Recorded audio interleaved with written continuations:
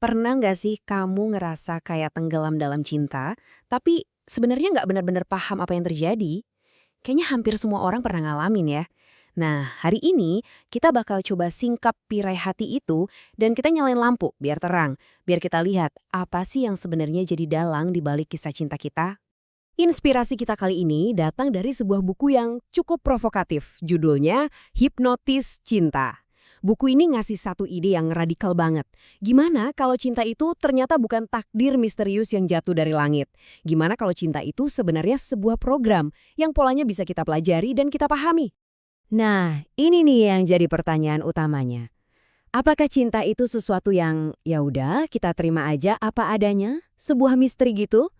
Atau jangan-jangan cinta itu sebuah skill, sebuah keahlian yang bisa kita kuasai? Percaya deh, jawaban dari pertanyaan ini bisa benar-benar mengubah cara kamu melihat hubungan selamanya. Oke, untuk bisa jawab itu, kita harus lihat dulu medan perang yang ada di dalam diri kita sendiri. Yup, ini soal pertarungan abadi antara logika melawan perasaan. Dan tahu nggak, disinilah sumber dari hampir semua drama percintaan yang pernah ada. Dan buku ini ngasih lihat sebuah fakta yang jujur aja bikin kaget.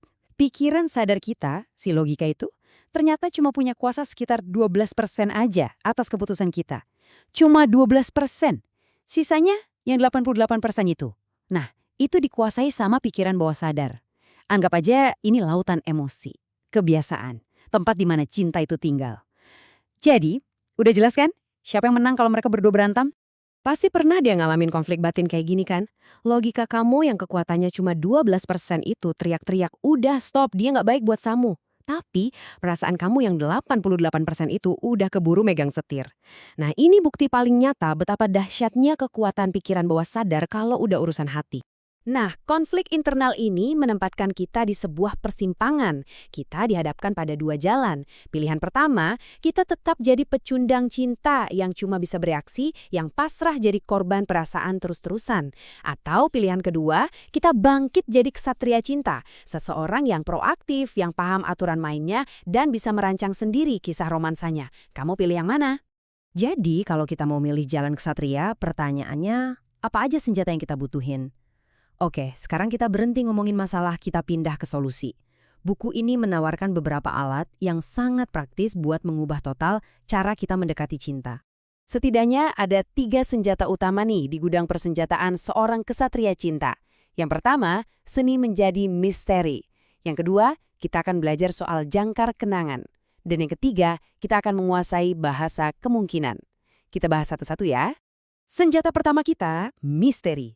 Coba deh pikirin, manusia itu kan secara alami selalu penasaran sama hal-hal yang nggak bisa mereka tebak sepenuhnya. Nah, seorang kesatria cinta itu nggak akan buka semua kartunya di awal. Justru dengan menjadi sedikit tak terduga, kamu menciptakan sebuah daya tarik. Sebuah rasa penasaran yang bikin orang lain pengen gali lebih dalam tentang kamu. Lanjut ke senjata kedua, namanya jangkar atau anchoring. Pernah gak kamu lagi jalan, tiba-tiba nyium wangi parfum yang mirip punya mantan, dan boom! Semua kenangan langsung balik lagi. Atau mungkin aroma tanah basah kena hujan yang bikin kamu ingat masa kecil? Nah, itu yang disebut jangkar, tapi yang nggak disengaja. Teknik ini ngajarin kita gimana caranya menciptakan jangkar ini dengan sengaja. Untuk apa? Untuk mengaitkan sensasi tertentu dengan emosi positif yang paling puncak. Terus kok bisa sih ini bekerja? Ini bukan sihir atau sulap loh ya. Ini murni sains, ilmu tentang otak kita yang sebenarnya cukup simpel. Otak kita tuh pinter banget bikin jalan pintas neurologis. Dia menghubungkan sebuah sensasi fisik misalnya sentuhan atau suara dengan sebuah emosi yang kuat. Begitu jalan pintas ini terbentuk, pemicu fisiknya aja, sentuhannya aja, udah cukup buat ngebangkitin lagi semua perasaan itu secara otomatis. Keren kan? Gimana cara bikinnya? Gampang. Ada 3 langkah. 1, kamu harus tunggu momen yang pas, yaitu saat emosinya lagi di puncak. Misalnya pas dia lagi ketawa lepas, bahagia banget. 2, saat itu juga pasang jangkar yang unik. Contohnya sentuhan lembut yang khas di punggung tangannya. 3, ulangi lagi di momen-momen positif lainnya. Tujuannya apa? Buat memperkuat koneksi itu. Semakin sering diulang, semakin kuat jalan pintas di otaknya. Senjata kita yang ketiga dan nggak kalah kuat. Bahasa. Dengerin bedanya ya. Kalimat, dia tidak mencintaiku, itu rasanya kayak nabrak tembok kan? Final. Selesai. Tapi coba ganti jadi, dia belum menyadari betapa berharganya aku. Beda banget kan? Satu kata kecil aja, belum, itu bisa mengubah tembok jadi pintu. Mengubah kepastian yang bikin sakit hati jadi sebuah kemungkinan yang penuh harapan. Nah, ini namanya kekuatan reframing. Oke, setelah tahu semua senjata yang sekuat ini, pasti muncul satu pertanyaan besar di kepala kita kan. Soal etika. Di mana sih batasnya? Kapan ini disebut pemahaman? Dan kapan ini jadi manipulasi? Dan di titik inilah, kita semua harus jujur sama diri sendiri. Apakah semua teknik ini cuma mau kita pakai sebagai alat buat memanipulasi orang lain demi kepentingan kita? Atau kita melihat ini sebagai sebuah kebijaksanaan, sebuah cara untuk lebih dalam memahami bagaimana perasaan manusia itu bekerja? Karena poin paling pentingnya tuh sebenarnya ini. Menjadi kesatria cinta itu bukan soal jadi manipulator. Sama sekali bukan.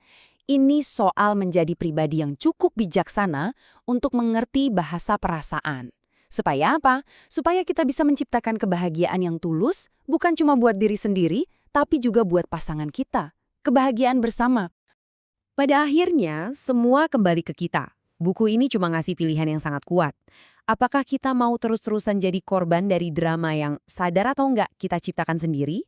Atau kita mau ambil alih kemudi, belajar, dan berubah? Pilihan itu sepenuhnya ada di tanganmu. Ksatria Cinta.